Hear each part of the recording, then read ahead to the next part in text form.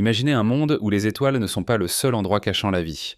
À 3 heures du matin, un post supprimé du compte privé d'Elon Musk a plongé Internet dans un tourbillon. La glace n'est pas seulement de l'eau, c'est un bouclier. Pendant des décennies, l'Antarctique a été le plus grand panneau interdit du monde. Mais alors que les satellites SpaceX scrutent les latitudes interdites, la vérité s'infiltre. Ce n'est pas seulement une question d'extraterrestres, c'est une question de qui était là en premier. Bienvenue dans la révélation finale de Musk. Le tweet qui n'était pas. La notification a retenti sur des millions d'appareils, un fantôme dans la machine qui a disparu aussi vite qu'il est apparu. Pour ceux qui ont capturé la capture d'écran, ce n'était pas qu'une phrase cryptique. C'était une fissure dans les fondations de l'histoire moderne. Nous avons toujours regardé la planète rouge alimentée par les rêves d'Elon d'une vie multiplanétaire. Mais pendant que nos yeux étaient fixés sur les cieux, ces capteurs étaient dirigés droit vers l'endroit le plus désolé de la Terre. L'Antarctique est la seule masse terrestre sur notre carte qui n'appartient à aucun pays. Elle est régie par une poignée de mains silencieuses entre les superpuissances protégées par un traité qui ressemble plus à une ordonnance restrictive. Pourquoi les nations les plus compétitives de la planète décideraient-elles soudainement de jouer Nice autour d'un bloc de glace ? En tirant le rideau sur le désert blanc, nous découvrons que l'intérêt récent de Musk pour le pôle Sud ne concerne pas les données climatiques. Il s'agit de récupération de données. Des yeux haute résolution de Starlink au radar à pénétration de sol cachés dans la dernière technologie, Tesla, l'homme le plus riche du monde, a silencieusement radiographié le fond de notre monde. Ce qu'il a trouvé n'était pas seulement des montagnes gelées. C'était un signal. Mais la vérité ne se cache pas seulement dans des tweets supprimés. Elle se cache sous 2000 de glace solide. La carte interdite. Si vous ouvrez un globe standard, le bas est une tache blanche pratique. Cela ressemble à une réflexion tardive, un cap gelé empêchant les océans de fuir par le bord. Mais si vous regardez les trajectoires de vol de l'aviation mondiale, vous remarquerez une zone d'interdiction de vol plus grande que les États-Unis et la Chine réunis. Pendant des décennies, l'excuse officielle a été la sécurité. Le temps est trop imprévisible ou il n'y a pas de piste pour des atterrissages d'urgence. Mais à l'ère de Starlink et des drones autonomes, ces excuses commencent à fondre. Les satellites SpaceX d'Elon Musk ne fournissent pas seulement Internet aux agriculteurs ruraux. Ils agissent comme un maillage mondial de capteurs haute fréquence. Pendant que le public regarde les photos de la marbre bleue, les ingénieurs de Hawthorne regardent autre chose, les anomalies gravitationnelles. Profondément sous la plateforme de glace de Ross, l'attraction de la Terre n'est pas constante. Il y a des points lourds, des concentrations massives et denses de matière qui ne devraient pas exister dans une Terre faite de neige ancienne. La carte interdite n'est pas seulement un lieu physique, c'est un lieu numérique. Des coordonnées divulguées provenant de vols d'essais internes de SpaceX montrent des drones tournant autour d'une coordonnée spécifique dans le pays de Mary Bird, une zone si éloignée qu'elle est connue sous le nom de secteur non réclamé. Dans ces zones interdites, la glace ne s'affaisse pas ou ne dérive pas comme un glacier naturel. Elle reste parfaitement à niveau, suggérant que tout ce qui se trouve en dessous rayonne suffisamment de chaleur pour créer une fondation structurelle. Lorsque vous regardez la topographie révélée par le radar à pénétration de sol, les montagnes ont des angles de 90 degrés. La nature ne fonctionne pas avec des angles droits. La nature est désordonnée avec des angles courbes et chaotiques. Mais les cartes que Musk détient prétendument montrent un système de grilles. Cela ressemble à une carte mère gravée dans le socle d'un continent qui n'a pas vu le soleil depuis 30 millions d'années. C'est pourquoi vous ne pouvez pas simplement affréter un avion vers le pôle sud. Vous n'êtes pas protégé du froid. Vous êtes empêché de voir la construction. La carte qu'on nous enseigne à l'école est un mensonge par omission, un rideau blanc tiré sur une réalité subglaciaire tentaculaire que la technologie de Musk commence enfin à percer. Si les cartes montrent une ville, alors les livres d'histoire doivent être un conte de fées. L'amiral Byrd. Bien avant qu'Elon Musk ne scrute les pôles avec des lasers orbitaux, un homme nommé l'amiral Richard E. Byrd regardait dans le même abîme avec rien d'autre qu'un avion à hélice et une boussole. En 1946, les États-Unis ont lancé l'opération High Jump. Sur le papier, c'était un exercice d'entraînement de routine pour préparer la marine au combat par temps froid. Mais les calculs n'ont jamais été cohérents.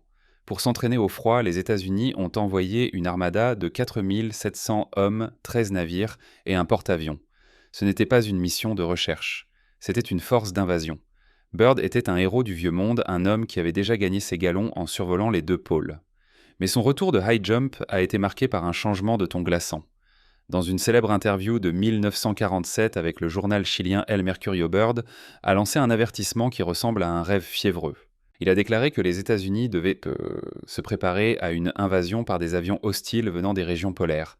Il a parlé d'engins capables de voler d'un pôle à l'autre à des vitesses incroyables, une technologie qui n'existait dans aucun hangar à Washington, Moscou ou Londres. La légende du journal secret de l'amiral Byrd a circulé dans les coins sombres d'Internet pendant des décennies, affirmant qu'il avait volé dans une ouverture creuse au pôle et rencontré une civilisation bien plus avancée que la nôtre. Bien que les historiens rejettent le journal comme une supercherie, les dossiers officiels de l'opération High Jump restent étrangement marqués. La mission prévue pour 6 mois a été brusquement interrompue après seulement 8 semaines. Des navires ont été perdus et plusieurs hommes sont morts dans des accidents qui n'ont jamais été pleinement expliqués. La fascination de Musk pour Byrd n'est pas juste un passe-temps de milliardaire. Elon parle souvent du paradoxe de Fermi, la question de savoir pourquoi nous n'avons pas encore vu d'extraterrestres. En privé, certains disent qu'ils croient que Byrd n'a pas trouvé un trou dans la Terre, mais une porte dans la glace. La Terre au-delà du pôle que Byrd a décrite n'était pas un royaume magique. C'était un secteur physique de l'Antarctique, géologiquement protégé par des interférences électromagnétiques. Les cartes de Byrd montraient des chaînes de montagnes qui n'apparaissaient pas sur les images satellites ultérieures, comme si le continent lui-même avait été nettoyé ou censuré. Si vous regardez les journaux du navire amiral de Byrd, l'USS Mount Olympus, vous voyez un commandant devenu obsédé par l'intelligence non humaine, bien avant que le terme ne devienne populaire. Musk capte simplement le signal là où la radio de Byrd s'est tue. Il utilise l'équivalent du XXIe siècle de l'armada de Byrd, une flotte de milliers de satellites Starlink pour cartographier le même grand inconnu. Byrd nous a averti que les pôles étaient une vulnérabilité. Musk, toujours l'ingénieur, les voit comme la source. L'histoire se répète, mais cette fois, l'explorateur ne porte pas un drapeau. Il porte un modem. Si l'amiral Byrd a vu la porte, Musk est celui qui tient la clé. SpaceX l'œil dans le ciel. Pendant que le monde regarde les fusées Falcon 9 atterrir sur des navires autonomes avec une précision millimétrique, une révolution beaucoup plus silencieuse et profonde se déroule 10 fois plus haut dans l'obscurité de l'orbite. Starlink est souvent vendu au public comme un outil philanthropique pour l'accès à Internet rural. Mais son matériel le plus sophistiqué n'est pas positionné au-dessus des banlieues de l'Ohio. Il plane au-dessus du silence mortel du pôle Sud. En 2022, SpaceX a discrètement annoncé que Starlink était officiellement opérationnel sur tous les continents, y compris les terres gelées de l'Antarctique. En surface, c'était une victoire pour les scientifiques de la station McMurdo qui voulaient faire FaceTime avec leur famille sans un délai de 10 secondes. En réalité, c'était le dernier élément d'un réseau de surveillance mondiale qui voit à travers le tissu même de la glace. Le secret réside dans ce que Musk appelle le réseau laser spatial. Contrairement aux satellites traditionnels qui doivent rebondir des signaux vers des stations au sol sur la surface de la Terre, les satellites polaires de Musk utilisent des liaisons optiques intersatellites. Ils communiquent entre eux en utilisant des lasers infrarouges haute fréquence créant un maillage de données qui n'a pas besoin d'une seule antenne sur le sol antarctique pour fonctionner. Cela signifie que SpaceX peut déplacer des pétaoctets de données à travers le continent interdit sans la supervision des inspecteurs du traité international ou des bureaucrates gouvernementaux. Si vous cherchez une installation cachée ou une signature thermique subglaciaire, vous n'avez pas besoin d'un télescope. Vous avez besoin d'un réseau capable de mesurer la réfraction littérale de la lumière à travers l'atmosphère. En 2024, le projet Starshield de Musk, une version militaire classifiée de Starlink, a commencé à être lancé dans des orbites polaires à haute inclinaison. Des suiveurs de satellites amateurs ont récemment découvert quelque chose d'alarmant. Ces satellites émettent des signaux mystérieux dans une bande de fréquences interdites, généralement réservée à la communication dans l'espace lointain. Ils n'envoient pas seulement des données vers le bas, ils sondent. En utilisant les satellites comme un immense réseau de radars à ouverture synthétique, Musk a effectivement créé une machine à rayon X à l'échelle planétaire. Ce système ne se contente pas de voir la surface de la glace, il cartographie la densité de ce qui se trouve en dessous. Il peut détecter des vides creux des structures métalliques et des signatures thermiques qui ne devraient pas exister dans une terre gelée depuis des éons. Pourquoi un homme obsédé par Mars dépenserait-il des milliards à cartographier le fond de la Terre ? La réponse est la capacité résiduelle. Si vous construisez une colonie sur une planète gelée et hostile, vous devez vous entraîner. Mais plus important encore, vous devez savoir si quelqu'un d'autre a déjà résolu le problème. Elon a souvent déclaré que la civilisation est une petite bougie dans une vaste obscurité. Si ces satellites ont détecté une structure massive non naturelle sous la glace antarctique, ce serait la police d'assurance ultime pour l'humanité. Ils ne cherchent pas seulement des extraterrestres, ils cherchent leur plan. Les satellites Starlink passant au-dessus du pôle toutes les 90 minutes ne fournissent pas seulement Internet, ils sont des observateurs persistants. Ils ont capté des choses qui ne devraient pas être là. Des panaches thermiques dans des zones où il n'y a pas de volcan et des éclats électromagnétiques qui ne coïncident avec aucun calendrier de recherche humaine connu. L'œil de Musk dans le ciel a transformé le continent du mystère en un aquarium transparent. Il n'attend pas que la NASA lui dise si nous sommes seuls. Il utilise sa propre constellation privée pour vérifier les rumeurs qui hantent l'Antarctique depuis les jours de la guerre froide. Lorsqu'un terminal Starlink au pôle sud se connecte au web, il ne charge pas seulement une page web. Il fait partie d'un battement de cœur, un flux constant de télémétrie qui surveille le secret le mieux gardé de la planète. La glace peut cacher de nombreuses choses à un homme au sol, mais elle ne peut pas se cacher d'un millier de lasers coupant à travers le vide de l'espace. Musk a effectivement mis le secret du camouflage sur un flux en direct, 24 heures sur 24, 7 jours sur 7, accessible uniquement à ceux qui détiennent les clés de décryptage au siège de SpaceX. La nature ne construit pas avec des angles droits, pourtant le radar montre une ville. L'énigme de Piri Reis. Si les satellites de Musk fournissent les rayons X modernes du continent, alors un ancien morceau de peau de gazelle fournit le dossier de Cold Case ultime. En 1929, une carte a été découverte à Istanbul qui a envoyé des ondes de choc à travers la communauté scientifique. Créée par l'amiral ottoman et cartographe Piri Reis en 1513, la carte montrait les côtes de l'Afrique des Amériques, et surtout la côte nord de l'Antarctique. Le hic la carte représente le continent sans glace. Selon la géologie moderne, l'Antarctique n'a pas été libre de glace depuis des millions d'années. Et pourtant, voici un marin du XVIe siècle documentant des baies et des rivières et des chaînes de montagnes qui sont restées cachées des hommes modernes jusqu'à l'invention des sondages sismiques subglaciaires dans les années 50. La carte de Piri Reis n'est pas seulement une anomalie, c'est un acte d'accusation de notre chronologie. La carte elle-même note qu'elle a été compilée à partir de cartes sources beaucoup plus anciennes, certaines datant de l'époque d'Alexandre le Grand. Cela suggère qu'une civilisation maritime avec des capacités de cartographie avancées existait et avait cartographié le globe entier bien avant l'aube de l'histoire enregistrée. Pour quelqu'un comme Elon Musk qui voit l'histoire à travers le prisme de la progression technologique, la carte de Piri Reis est une preuve accablante. Elle suggère qu'il y avait autrefois une civilisation mondiale qui comprenait la véritable forme de la Terre et ses coins les plus reculés. Une civilisation qui n'a peut-être pas disparu, mais qui s'est simplement déplacée à l'intérieur alors que la glace commençait à reprendre le terrain. La fascination de Musk pour la pensée par principe premier conduit à une conclusion surprenante. Si quelqu'un a cartographié l'Antarctique avant la glace, il savait exactement où se trouvait le sol le plus stable. Lorsque le radar de SpaceX identifie des anomalies dans la région de la Terre de la Reine Maud, la même zone décrite avec une précision surprenante sur la carte de Piri Reis, ce n'est pas juste une coïncidence. C'est une mission de récupération. La carte montre où se trouvaient les ports. Les satellites de Musk montrent que ces mêmes ports abritent maintenant d'énormes structures enfouies qui défient toute explication naturelle. On nous enseigne que la découverte de l'Antarctique a eu lieu en 1820, mais l'énigme de Piri Reis suggère que nous sommes victimes d'une amnésie collective. Nous ne découvrons pas un nouveau continent, nous nous souvenons d'un ancien.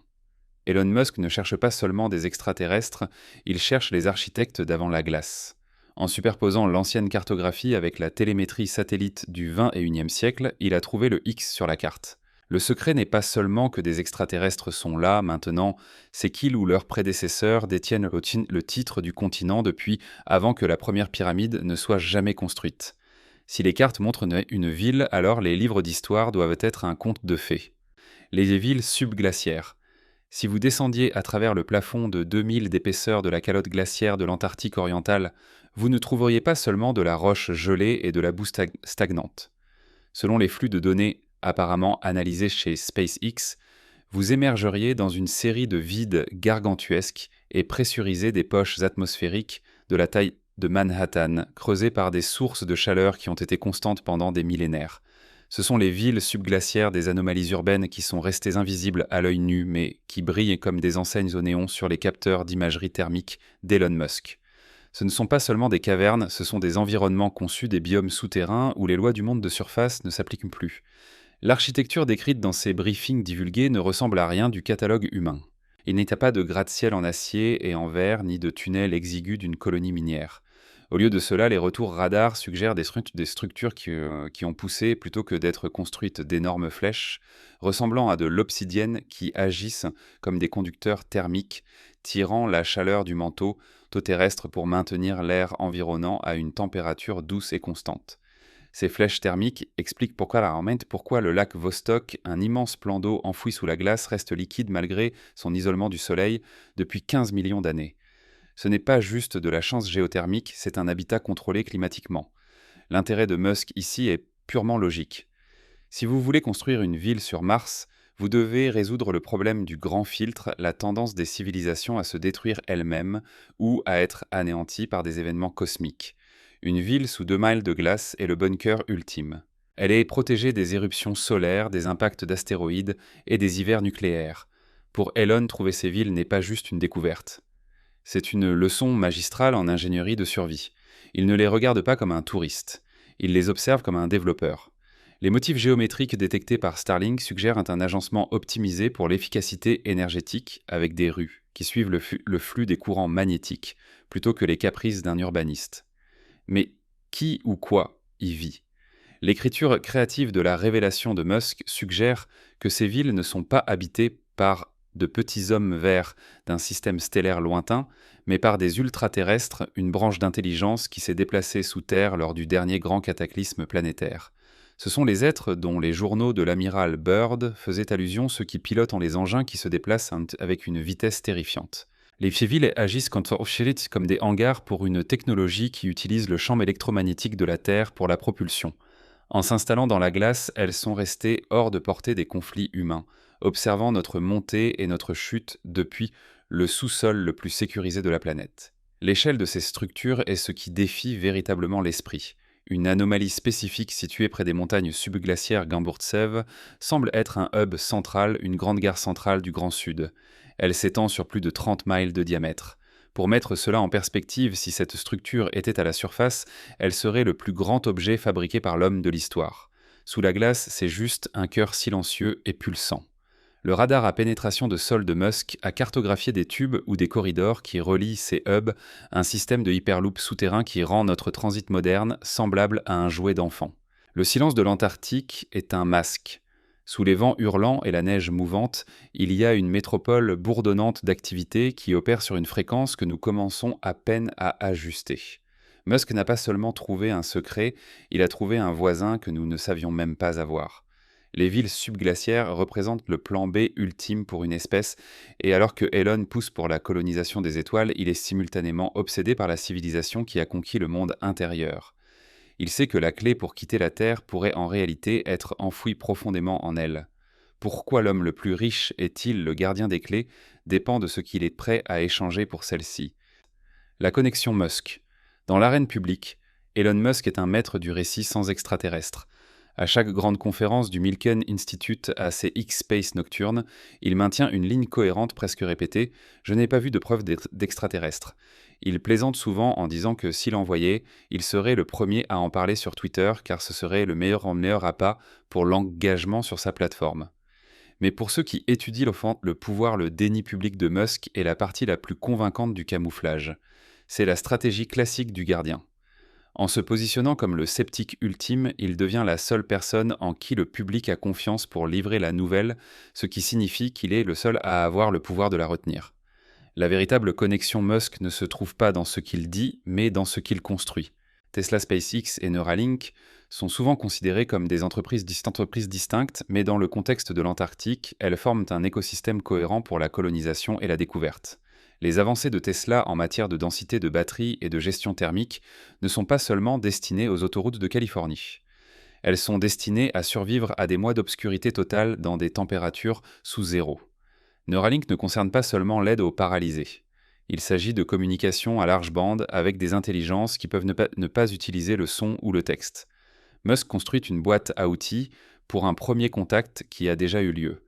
Pourquoi le complexe militaro-industriel permettrait-il à un citoyen privé de garder le plus grand secret de l'histoire humaine? Parce que Musk fournit quelque chose que le gouvernement a perdu il y a des décennies, un déni plausible et une itération rapide. En vertu du traité de l'Antarctique de 1959, aucune nation ne peut revendiquer la Terre ou y déployer des armes.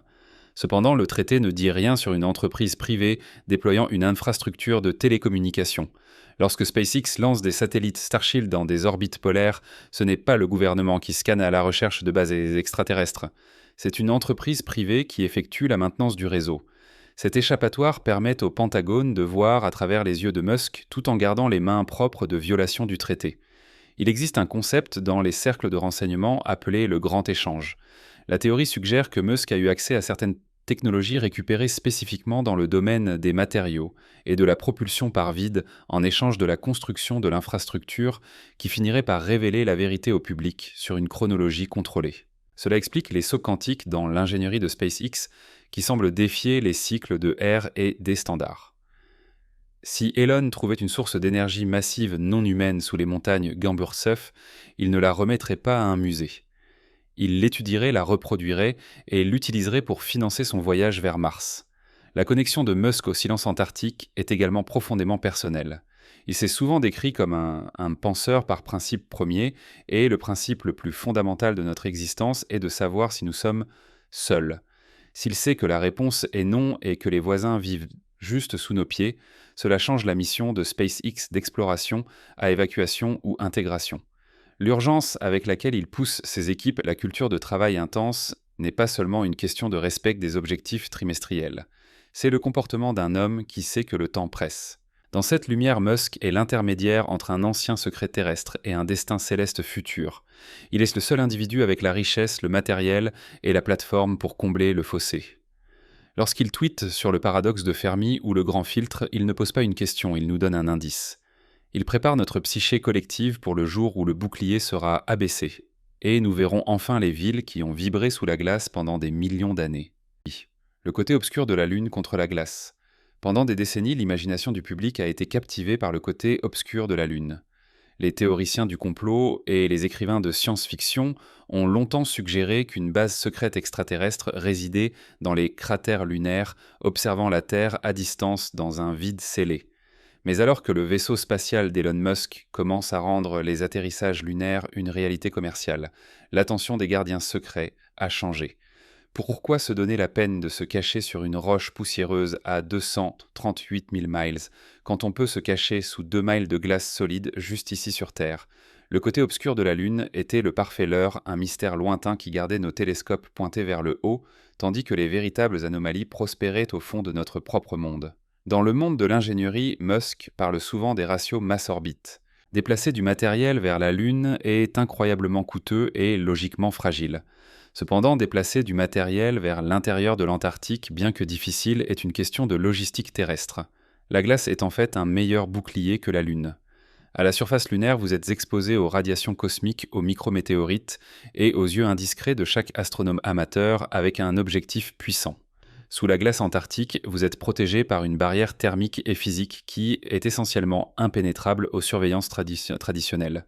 La réalisation de Musk, apparemment stimulée par les premières télémétries de Starlink, était que les signaux ne venaient pas de l'espace profond.